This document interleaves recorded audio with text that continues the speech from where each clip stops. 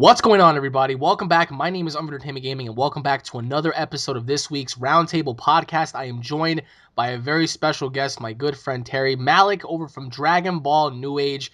Malik, welcome once again.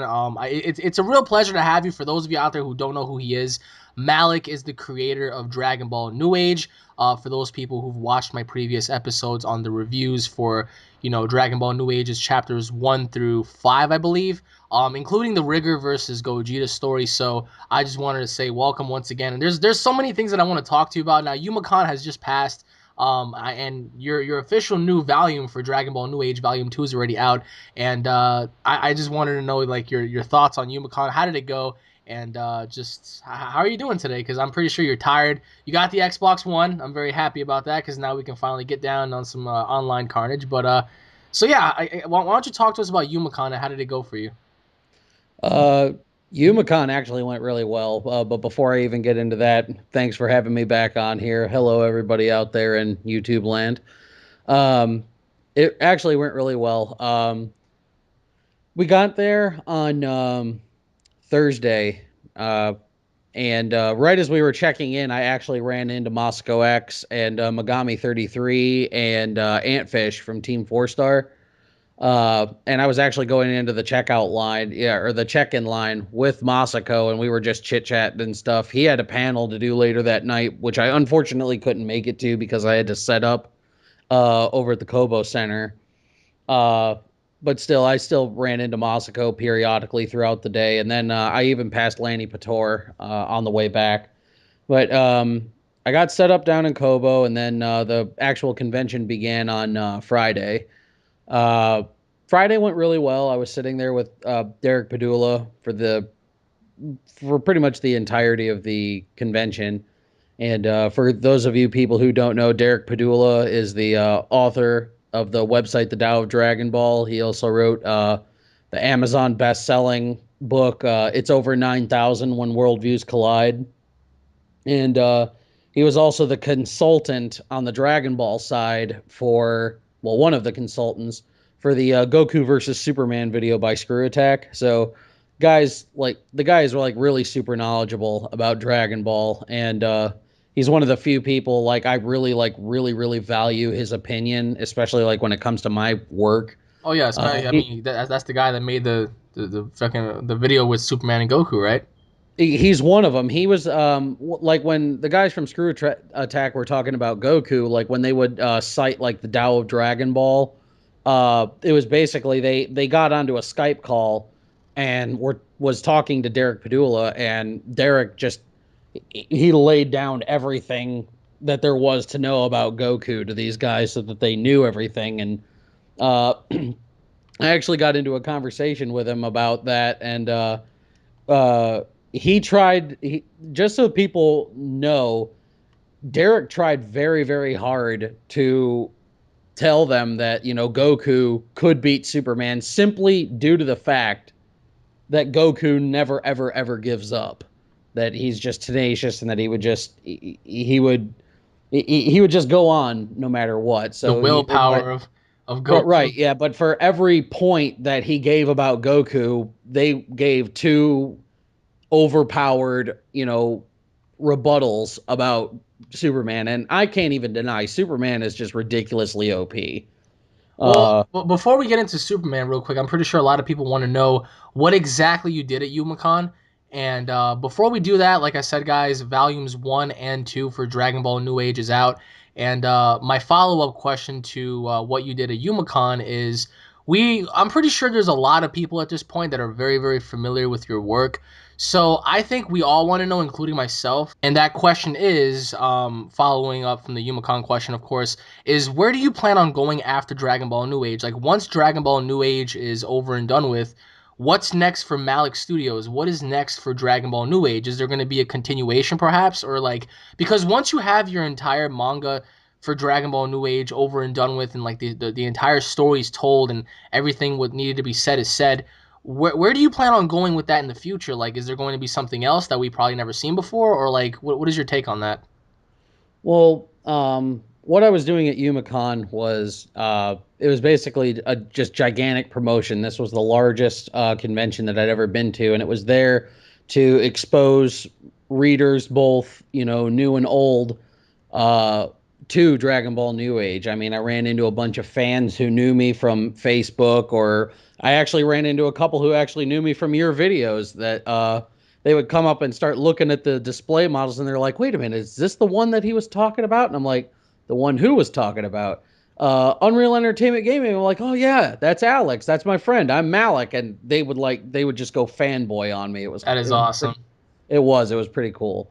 But like day one, I sold, I believe, 32 copies of Volume 1 and 2, which wasn't that bad. And then day two, which was Saturday, uh, I sold a total of about 120 copies of both of them. Nice. And then day three, I I can't keep track of how much I sold that day. I'd lost count. Um, what I can say is I went there with 200 copies of Volume 1 and 2. So 100 copies of Volume 1, 100 copies of Volume 2. By Yumicon's end, I left with only like 40, so about 20 of each. So That's it was a good. very, very successful weekend. Over the course of the weekend, I met just about every member of Team Four Star. I actually got to sit down and talk with Kaiser Neko for a little bit, and also talked with Little Karibo. Moscow Axe actually came by and sat at the booth for a while and signed autographs with people. And he was there for about 2 hours, and we were just chit chatting about different things. And That's awesome. yeah, it was a very, very good convention. Got to see the 18 plus panel for Team Four Star, which was really cool. I got to see Helsing Ultimate Abridged 5. It was very funny. And yeah, just it was a very, very good experience. Planning on going back next year. But to answer the second part of the question, what I plan on doing afterwards, I hadn't really even thought about it like that far ahead. I do have other series that I'm working on that are non Dragon Ball related that Uh, are in the hopper right now. like what? Pertaining to what? Um, One of them is a noir styled book. I guess the way I could describe it is if Blade was mixed with Sin City, that's what this book is like. It's called Blood Right. And I actually started doing the script for that particular the first book, which was Blood Right Beginnings. And I started scripting that out. And I also have another comic which would be a short. Um, it's kind of got some like the sci-fi elements like Dragon Ball has. It was more inspired by the anime Fooly Cooly than anything, but it does have like some fantastical fight scenes, superpowers, and stuff like that. And that one was called Codename DCC. And but I've got a couple of those things in the hopper, but like Dragon Ball New Age is such a long way from being completed Really? that oh yeah, dude. I mean, shoot, the Elajan saga isn't even half over, and I have four more sagas planned after that. So how many So sagas do you have total? Because my there other are question. six. We've got I believe it's six. We've got the Rigor saga, which is already done, which we're just revamping right now. We got the Elajan saga, then the World Tournament, which comes after that, then the Bounty Hunters, uh, then the Super Androids, and then Frost. Okay. Well, because my other question with that was for that was gonna be are you planning on making like another series entirely after Dragon Ball New Age? Like let's say for example you finish it, um, like would there be another story you would love to tell like pertaining different characters like per se? Like for example, would you have ever have gone into another story? Because I know Dragon Ball New Age takes place after Dragon Ball GT, but perhaps maybe you were planning on working on something else that took place perhaps maybe after Battle of Gods or maybe after even after Dragon Ball New Age, like just different things. Like have you ever thought about creating? Because once your entire series is over and you start thinking about, well, should I do something else? Would there have been something else for you to work on that pertained with Dragon Ball Z? Um, well, I'm kind of doing that with the history of Rigor. Even though Rigor is, part of Dragon Ball New Age, the history of Rigor is just called just that. It's just the history of Rigor. Like his back origins and stuff, right?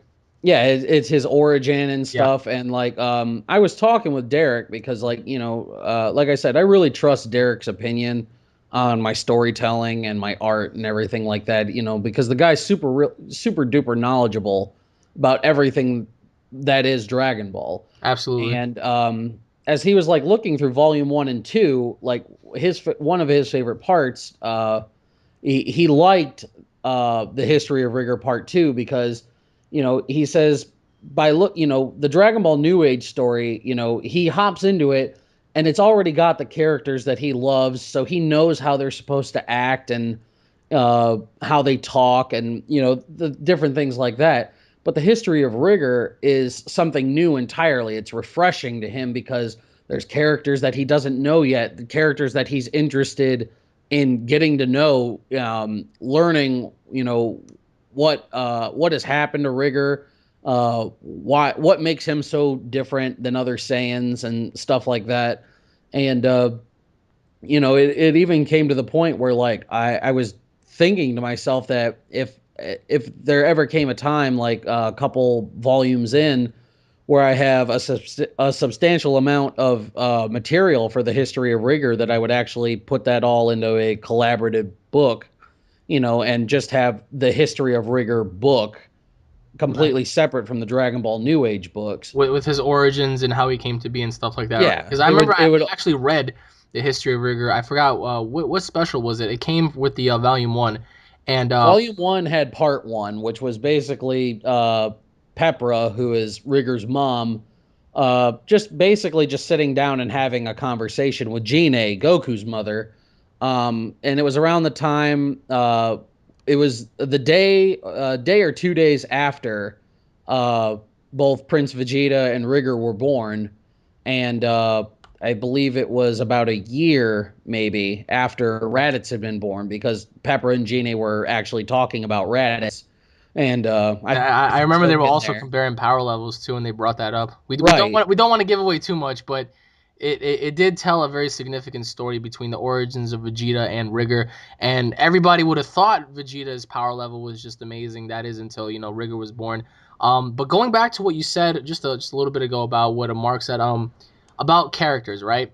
You can automatically indicate who's in the story, and your beloved characters are in there. So one thing that I wanted to ask you for a very long time now, there have been a lot of subscribers of mine that asked me this. Where does Vegeta stand in terms of power compared to everyone else in your manga, including Gohan? Because we all knew that Gohan was going to be, and well, he left off the series being the most powerful, and then even after GT, Goku was left to be the most powerful. But since Goku's not there, like just thinking rationally, you would assume that Ultimate Gohan is supposed to be the strongest in the entire universe. Well, or at least that's what we believe. Right. So I wanted to know from you, like, where does Vegeta stand in terms of power comparisons to Gohan, to Well, everybody else, especially him? Because when I was reading your manga, I'm here thinking like, okay, I what I really wonder is how powerful Vegeta is in his current Super Saiyan 4 form compared to how he was back when he fought Omega Shenron. So I guess that would be a follow up question. So the primarily okay. questions is like, where does Vegeta stand next to Gohan, and where does Vegeta stand against himself when he was in GT with Omega Shenron and whatnot? Well, against Gohan, like base form Vegeta is weaker than Gohan, and it's the same thing with Goku. Base form Goku is weaker than Gohan. Okay. The reason for this, and a lot of people are saying, well, this takes place after GT, and Kid Goku, this, and this. And, this is when I got to go back and tell them that, because GT is rewritten for the manga, that really horrible power creep that they gave Goku, where Goku was just inexplicably way OP more powerful than he should have been, that really gets toned down. So, like, Gohan in his base or ultimate state, uh, the way we figured it when we were doing power levels, I'm just going to use power levels as a basis to try and do some comparison here. We figured him for about, I do believe it was like 180 billion, what was his drawn out complete power, Full in power level, comparison right? to like Goku at the time, who had his base power level was about 80 million. And so, like, even as a Super Saiyan 3, he didn't even come close to 180 billion. Okay. Um, Now, like Vegeta and GT, uh, compared to Vegeta now, both Vegeta and Goku are about twice as strong as they were in GT by the time Okay. Dragon Ball New Age Chapter One rolls around. Okay. So Uh, when they're fighting Rigor, they're 2 times more powerful than they were in GT, right?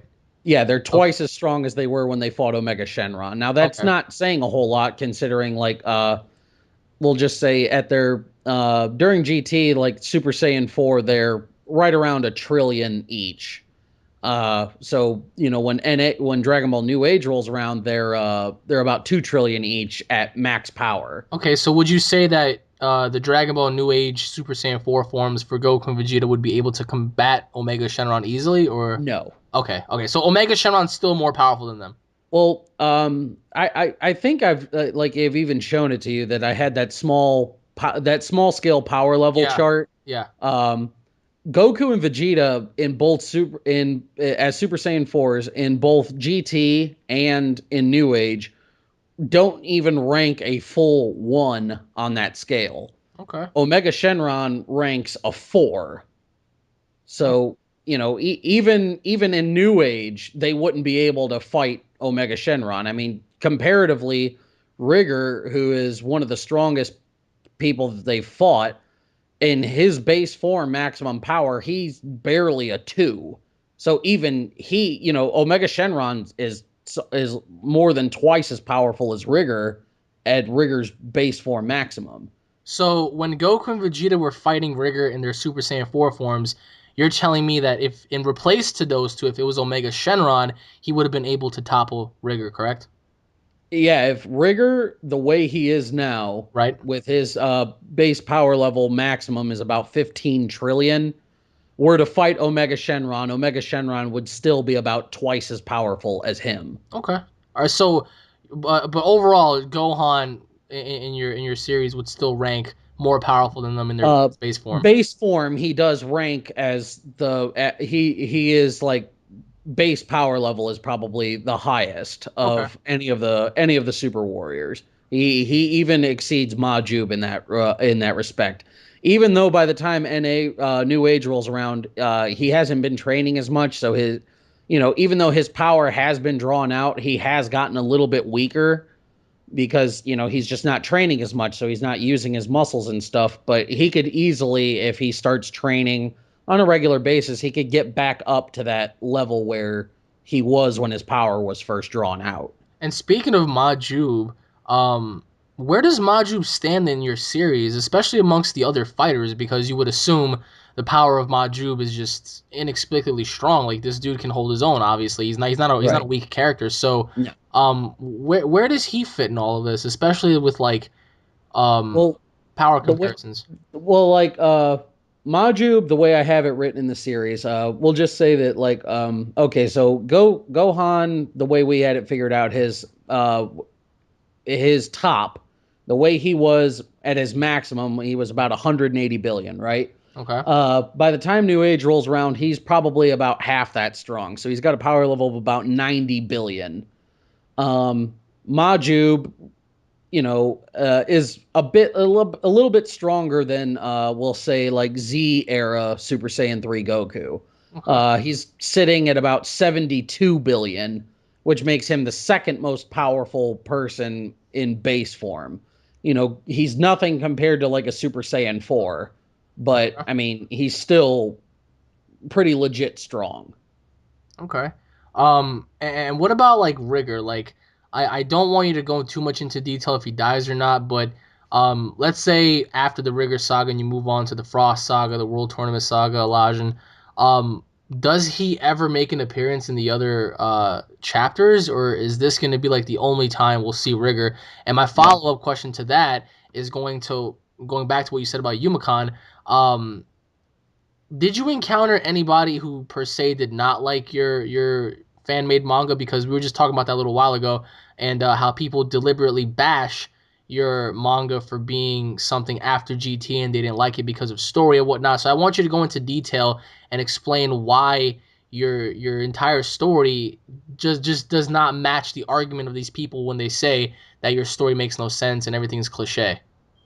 Um, well, as far as Rigor goes, even though the Rigor saga ends at chapter 14, Okay. um, and you do see him through in parts of chapter 15, uh, that it's not the last time you see Rigor. In fact, if you know, for those people who haven't read this far yet, um, little spoiler alert, you do see where Rigor has been living since he left planet Vegeta and left the other planet that he'd been raised on, planet Yelna.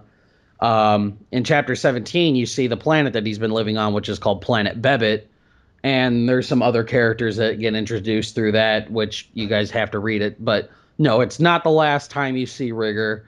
Um, as for what I have planned for Rigor in the future, I'm not going to get into that. But it will not be the last time you see him. All right. Uh, is he still going to be a significant threat? Will he go the route of Vegeta, become an ally? You know, anything like that? You guys are just going to have to stay tuned and see. As far as Yumicon and like people who, The I would have to haters. say like 99% of all of the interaction that I had with people about my series was positive.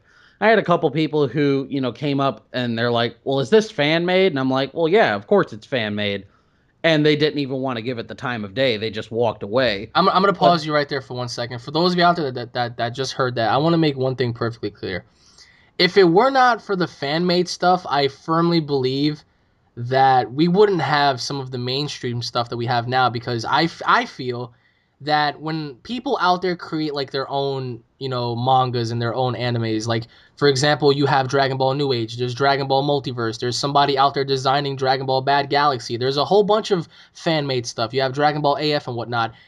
By showing the significance of how much the people care, these companies, I guess you would say, they would look at this and be like, wow, like, why do people still care? And even if they don't say why, they would still say, hey, look, people still care. We can give them a little more for their money's worth and we can actually make a profit off this. For example, like, how relevant was Dragon Ball Z before Battle of Gods came along? You know what I mean? It's just been nothing but fan made stuff. So without fan made things, I would have to say that Dragon Ball would just, I think its relevance would just cease to exist, because we thrive, especially after GT, we thrive off of fan made things. Like when I first read Dragon Ball New Age, I came across by it by accident because I was reading Dragon Ball Multiverse and I wanted to find out more about what happened with Broly and Vegito.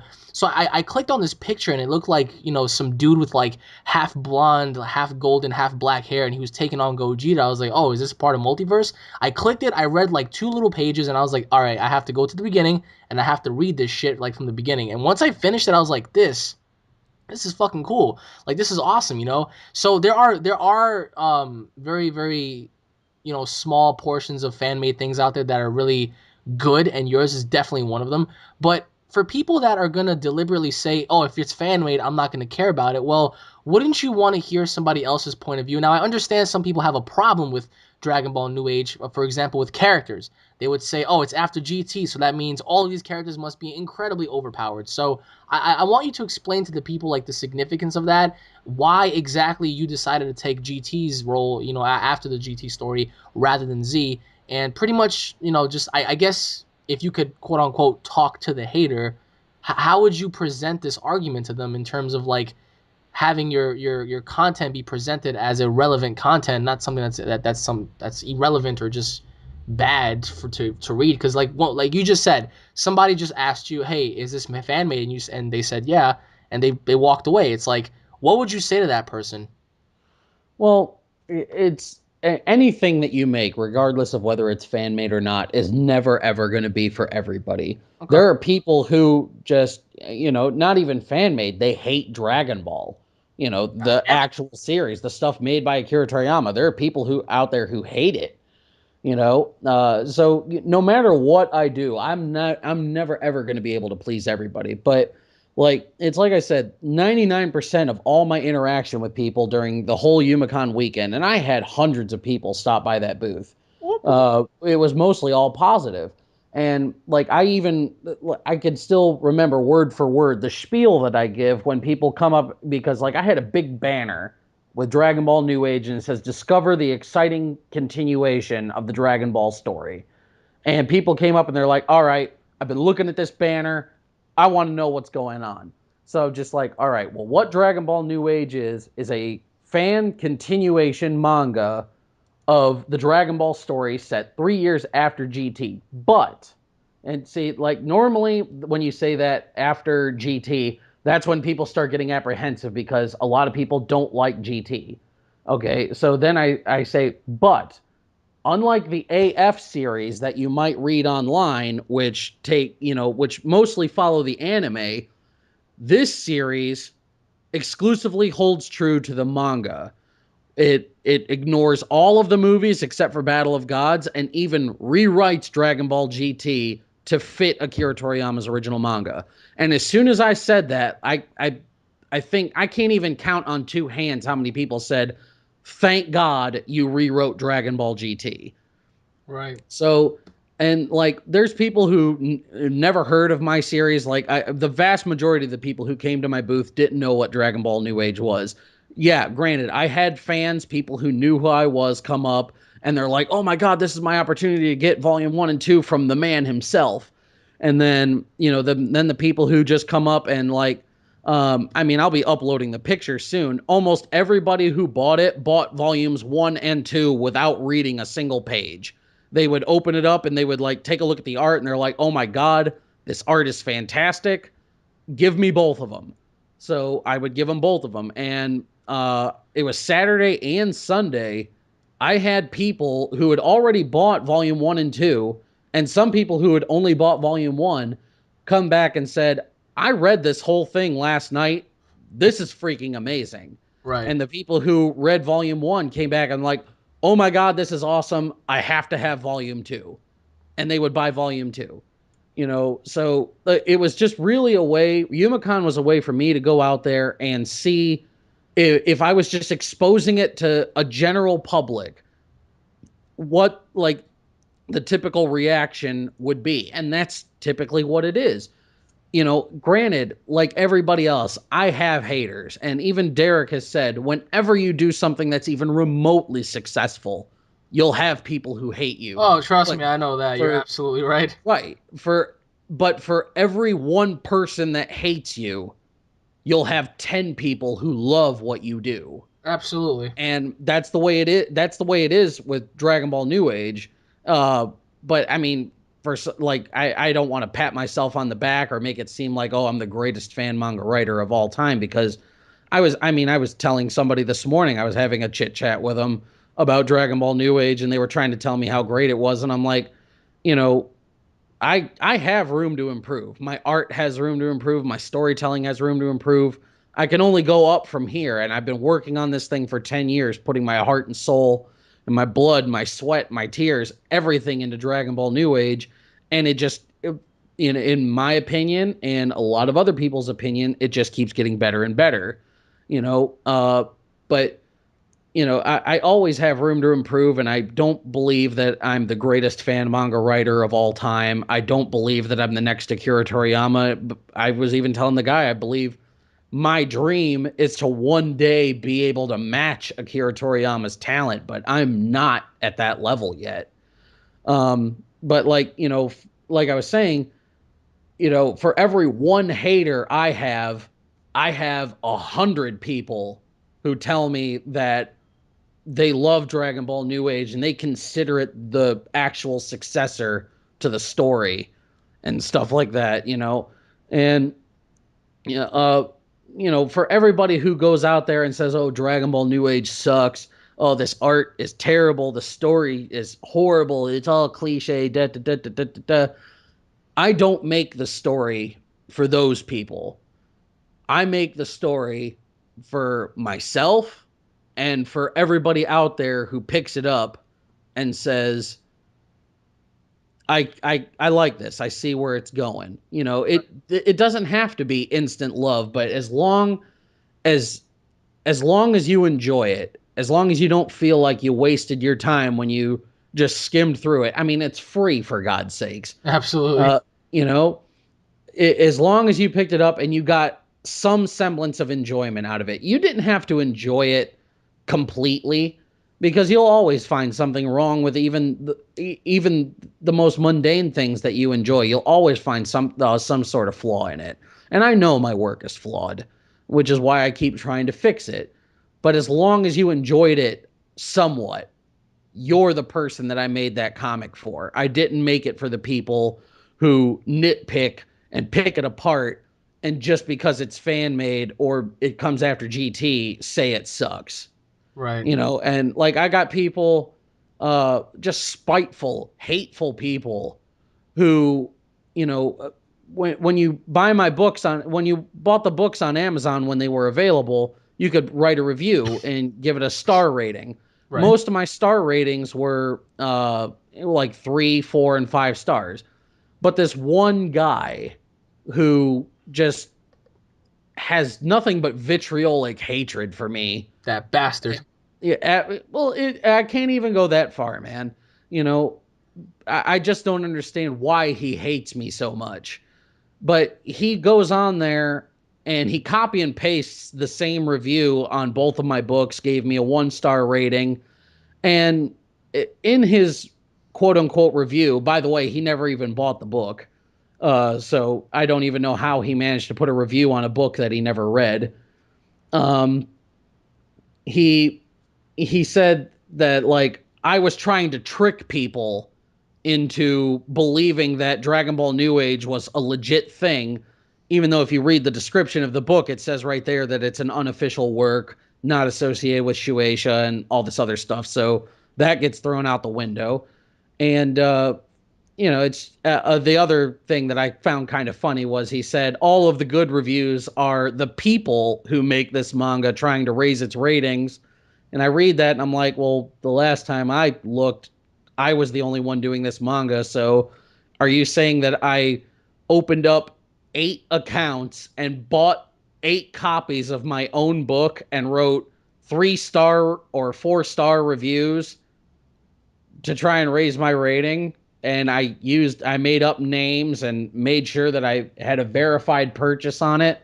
Right. It's just, it's stupid stuff. And then, but it's like I said, I didn't make that. I don't make Dragon Ball New Age for the people who hate it. I make it for the people, not even necessarily for the people who love it. I do make it for the people who love it, but I make it for anybody who liked Dragon Ball or loved Dragon Ball Or anime and fans for wanted to that see matter. it continue. Right. That's who I made it for. I mean, for me, if there would be any flaw for Dragon Ball New Age, and I will say the only complaint I would have is the fact that I wish everything was in fucking color. like, like it.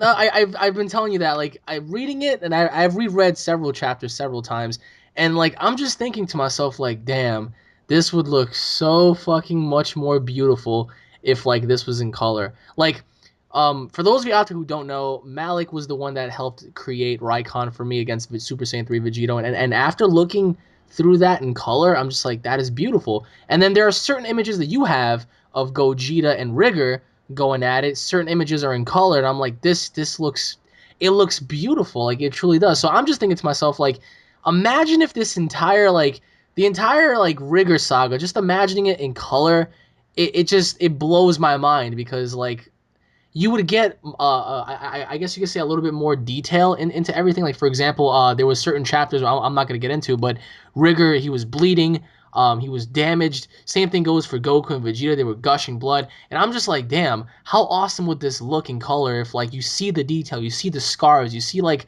the way they're tired, the sweat dripping off of them, and it's just like, damn. So I mean, I wanted to ask you a follow-up question is possibly for volume 3 or 4, whichever volume you decide to do it for, will we ever see an entire volume be in color? Um, Colored by me personally, I don't know because, Okay. for me, digital coloring is very, very time consuming. And, between drawing and scripting, I really don't have a whole lot of time to Right. do that, which is another reason why, my animation project is on such a long hiatus.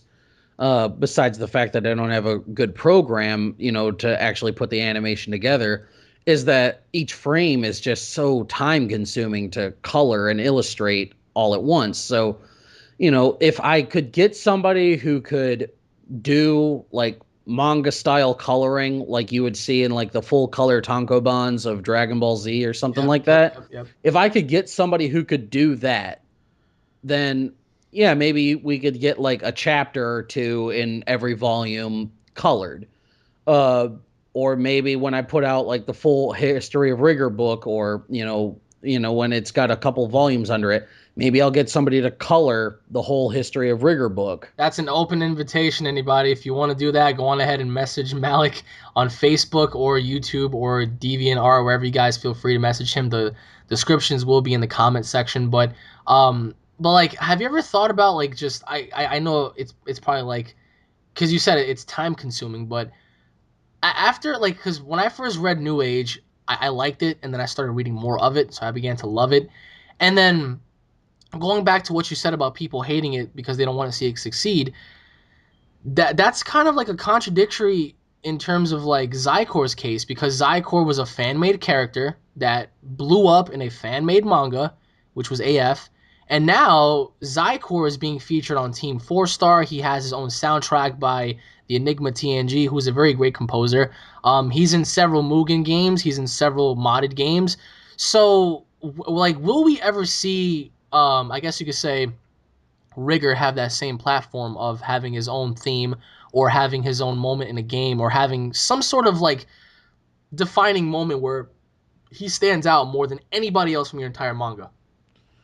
Well, I mean, he's kind of getting at that level right now. I mean, it used to be like some of the characters that haven't even been released in my comic were like the most popular. Like I remember when Elijah used to be like my most popular character. Everybody loved Elijah for some reason. I got acres of fan art of Elijah and a lot of them of Frost as well. But like Rigor is really like when I started going back and rewriting Rigor's backstory and stuff like that, a lot of people just seem to gravitate to him and they love his backstory. That's the biggest compliment I get about Rigor most often is that they're like, "Oh my god, his backstory is freaking epic." It's not even the fact that he's the legendary Saiyan and he's so strong and he stood toe to toe with Gogeta. It's not that they love his origin and his backstory and stuff like that. So, he's started to build himself up in popularity. I held a poll of fan characters from Multiverse, Absalon, the 2AF series, and my series.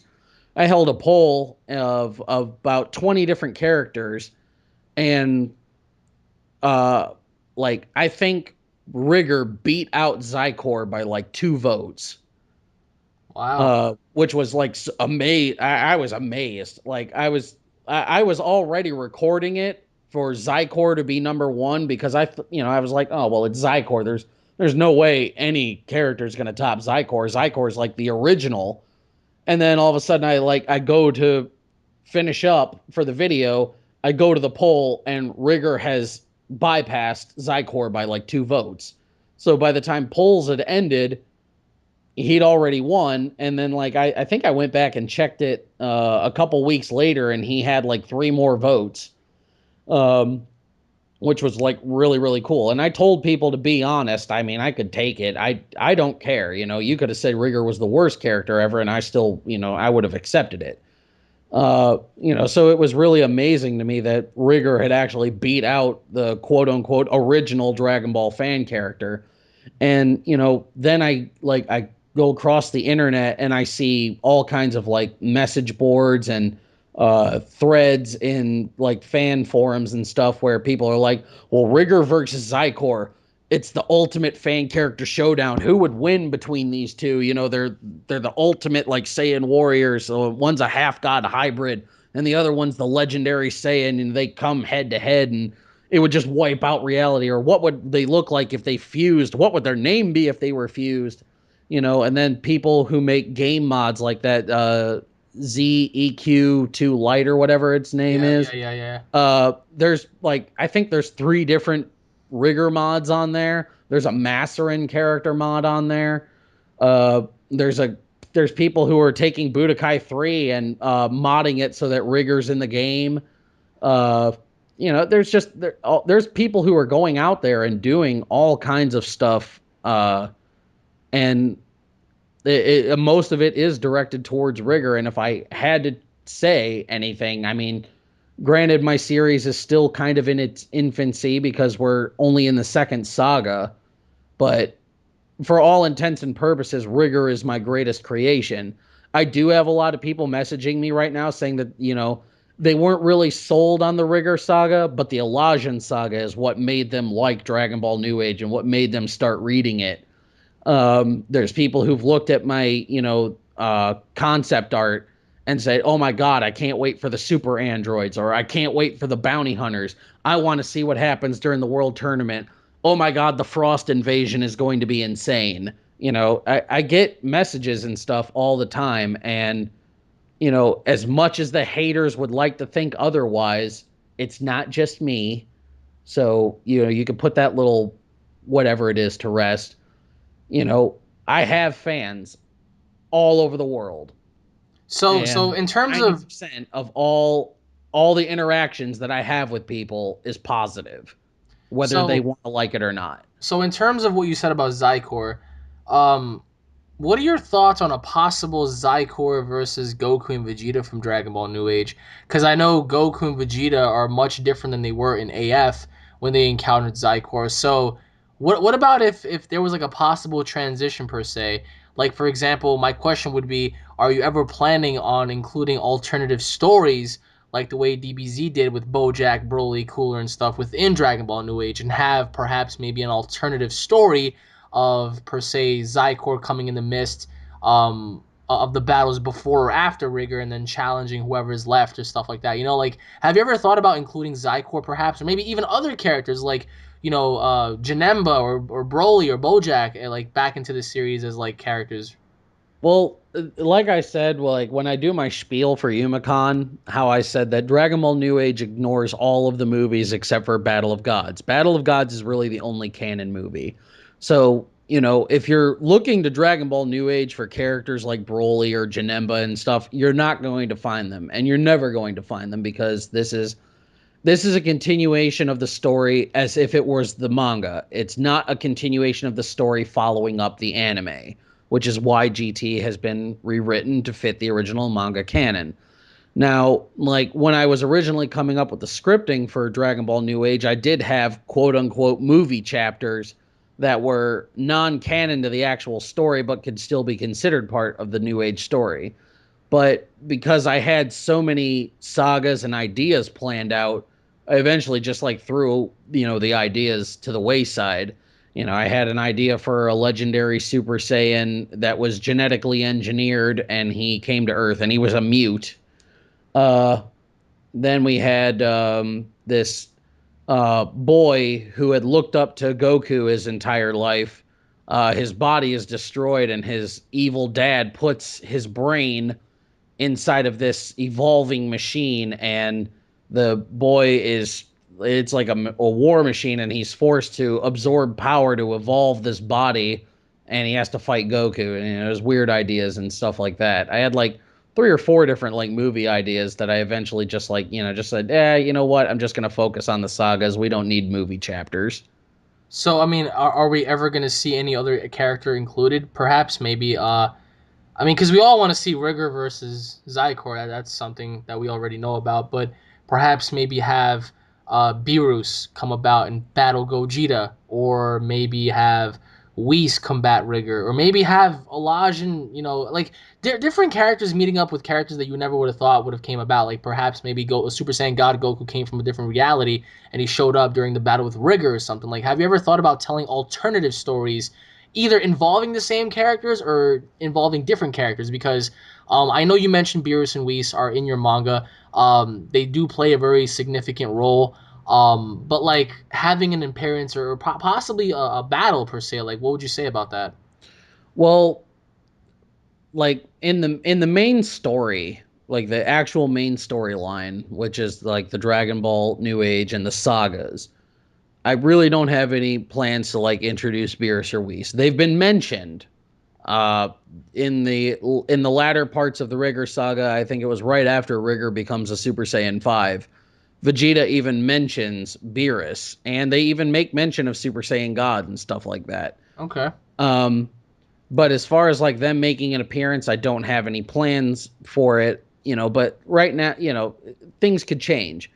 But uh like the history of Rigor is sort of like, that's like an alternate story because it's not really even though it's tied in with the main story, it's not influencing the main story because it's something that can be told independent of the main story, and it's just backstory.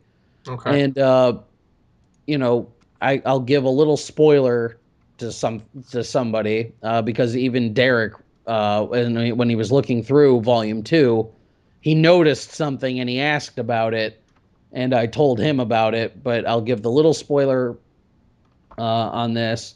I believe it was chapter. I think it's chapter 8 or chapter 7. It's the chapter in which Rigor goes full power against Goku and Vegeta. Okay. Rigor says, "You are only the second opponents I have ever used my full power against." And uh, Derek was like, "If they're only the second ones, who's the first one?" Ah, that's And very interesting, actually. and then in a totally unrelated conversation, somebody was just like, because I get asked questions by fans a lot, and I don't spoil a lot. But somebody says, "Does Beerus know who Rigor is?" And I said, "Beerus knows who Rigor is, and he knows where he is." He just doesn't want to fuck with him. That's why. But that's all I'll say. Okay. And there's Okay. that's another thing that you just might see in the history of Rigor. All right. So the You history just of might Richter. see the god of destruction finding an opponent that he might be able to have a good fight against. That's all I'll say. And what about like other things? Because I've been talking to you about having a possible modded character for like a Dragon Ball Z game. Um, like, have you ever thought about like, or I'm sure you have, but like, I think the better question would be like, when would we expect to see any sort of Dragon Ball NA related game, either if it's Mugen or ZEQ2 or Tenkaichi or whatever. Like when could we see it and when will we see it? Because there's a difference between when could you and when will you. So Right. because for me, I wanted to do many mashups. I wanted to do involving Rigor and Elijah and all that kind of stuff. So like, what are your plans on that? Because I know we spoke several times. And Right. another question is any themes for these characters? Because like Zycor has a pretty badass theme, man. I mean, he really does. Like the Enigma TNG really did his thing. So like, I would like to know is like when or how would you go about making a rigor theme, and if you could describe to us like how you envision your own character to have a theme, like where would it lean more towards? Like, would it be like a very like slow prideful taste like Vegeta's, or would it be more like Broly's where it's like metal? Like how would you envision that for rigor? Um, well, let me answer the first question about the games. Okay.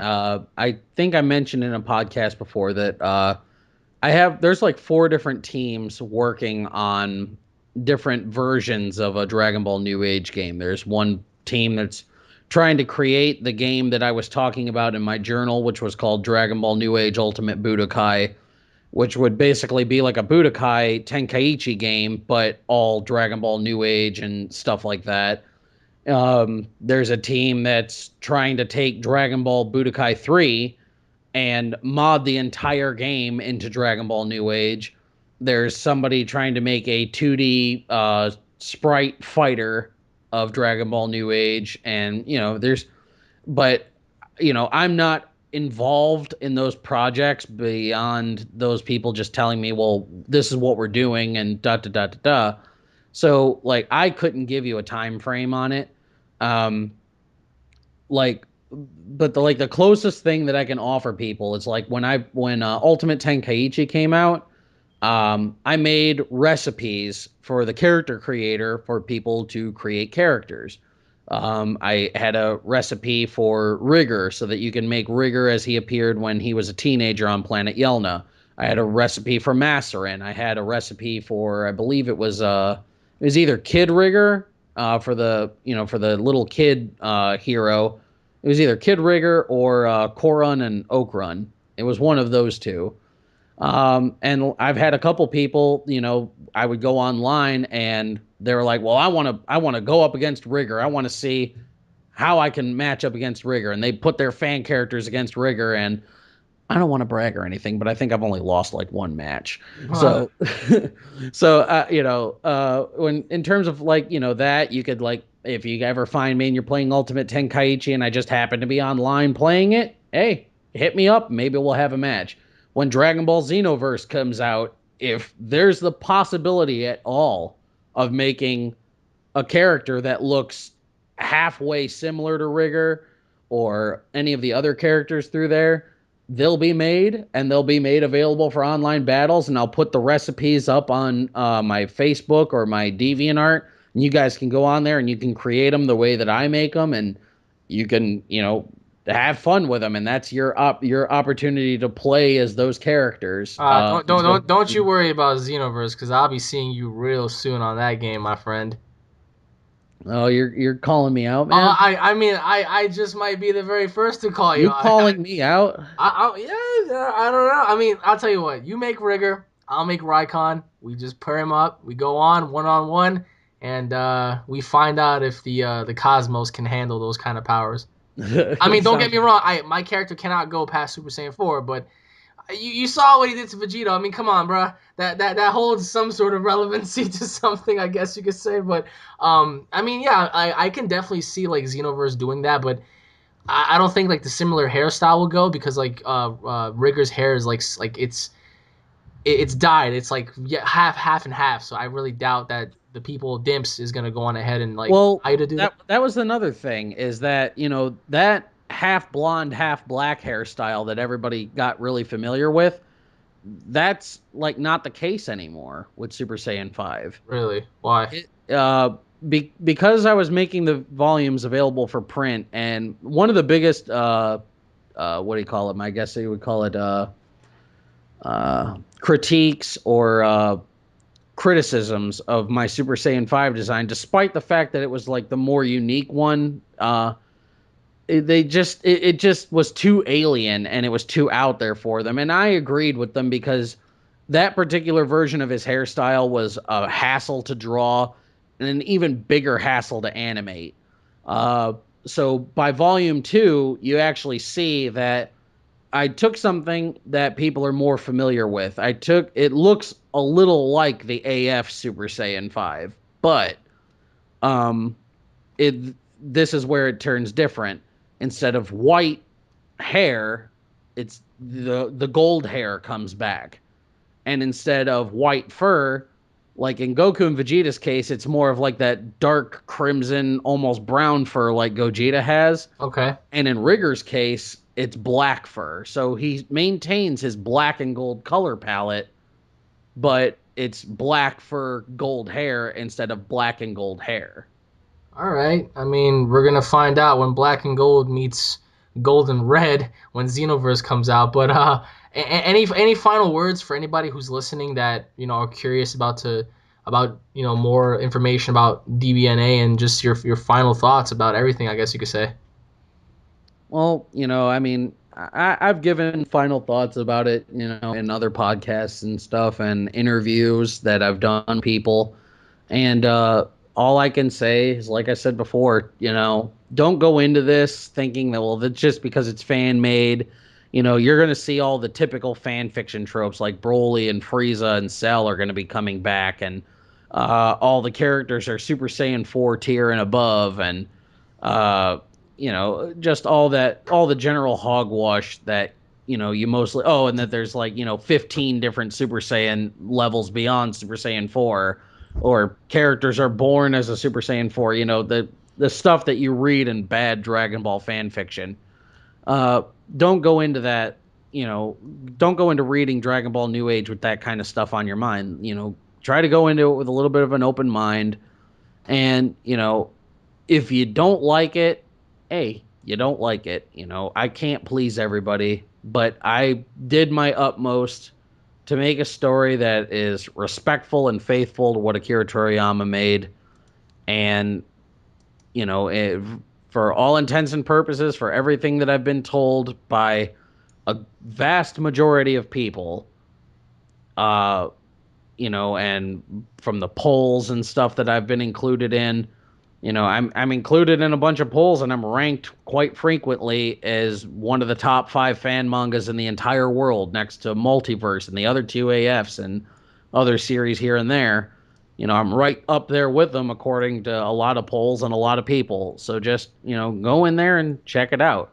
If you like it, you like it. If you don't, you don't. But, you know, I really, really do hope that you'll enjoy my take on the Dragon Ball universe. Well, there you have it, everybody, from the man himself. Thank you all for watching, everybody. Once again, thank you once again, Malik, for being here. I'm gonna see you on the Xbox One anyway when you finally decide to unbox it, you son of a bitch. But anyways, everybody, thank you all for watching. If you guys are fans, don't forget to subscribe for all the latest news, information, and updates. If you guys want to, feel free to contact Malik. Check him out on YouTube, on Facebook, DeviantArt, Twitter, Instagram, MySpace, whatever the case may be. The links will be in the description below if you guys want to see more. Once again, everybody, leave your thoughts in the comment section below about DBNA. Whether, just comment, I guess you could say, on what you like about it and what you hate about it. Different opinions really do matter. So once again, everybody, thank you all for watching. Malik, thank you, and we'll be seeing you all later. Everybody, take it easy. Peace.